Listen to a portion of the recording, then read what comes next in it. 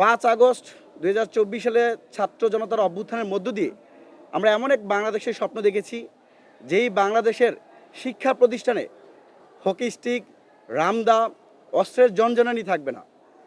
আমাদের সেই স্বপ্ন 5 আগস্ট শেখ হাসিনার পতনের মধ্য দিয়ে শিক্ষা প্রতিষ্ঠান থেকে চিরস্থায়ীভাবে এরকম অস্ত্রের জনজনানির রাজনীতি বন্ধ হয়েছিল।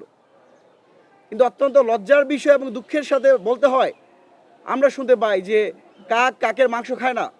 এই যে জুলাই আগস্ট অভ্যুত্থান সংগঠিত হলো, সেখানে ছাত্রদল, ছাত্র শিবিরের অসংখ্য নেতাকর্মীরা কাঁধে কাঁধ মিলে ফেসিস্ট শেখ হাসিনার বিরুদ্ধে লড়াই করেছে। সন্ত্রাসী সংগঠন ছাত্রলীগের বিরুদ্ধে লড়াই করেছে।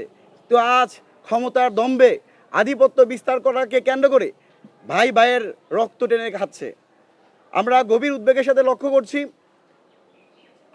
গত পরশুদিন চট্টগ্রাম সিটি কলেজে ছাত্রদল এবং ছাত্র শিবিরের মধ্যে যে নৃশংস সংঘর্ষ হয়েছে, আমরা দেখতে পেয়েছি ছাত্রদলের ভাইদের হাতে রামদা, ছাত্র শিবিরের ভাইদের হাতে হকি স্টিক, লাঠিসোঁটা, একজন আরেকজনের গোড়ালি কেটে নিচ্ছে, একজন আরেকজনের মাথা ফাটিয়ে দিচ্ছে। তো আবার ফেসবুকে দেখতে পাচ্ছি ছাত্রদল এবং ছাত্র শিবির উভয়ই ভিকটিম রোল প্লে করছে।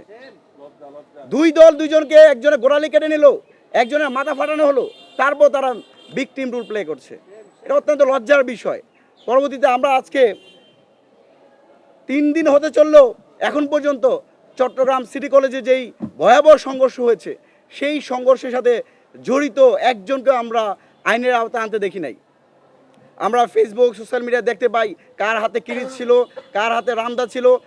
ছাত্র শিবিরের একজন ওয়ার্ড সভাপতি আশরাফুলের গোড়ালি কেটে নেওয়া হয়েছে এবং আলাউদ্দিন নামের ছাত্রদলের একজন নেতার মাথা ফাটানো হয়েছে।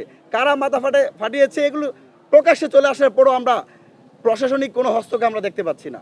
তারই ধারাবাহিকতা গতকাল পাবনার ঈশ্বরদী সরকারি কলেজে আমরা দেখতে পেয়েছি ছাত্রদল এবং শিবিরের মধ্যে সংঘর্ষ। সেখানে ছাত্র শিবির ছাত্রলীগের মতো, ছাত্রলীগ যেমন জয় বাংলা বলে আমাদের উপরে হামলা করত, একই কাদায় আল্লাহু আকবার বলে ছাত্র শিবির ছাত্রদের উপরে হামলা করছে। পাশেই পুলিশ নাকে তেল দিয়ে ঘুমাচ্ছে।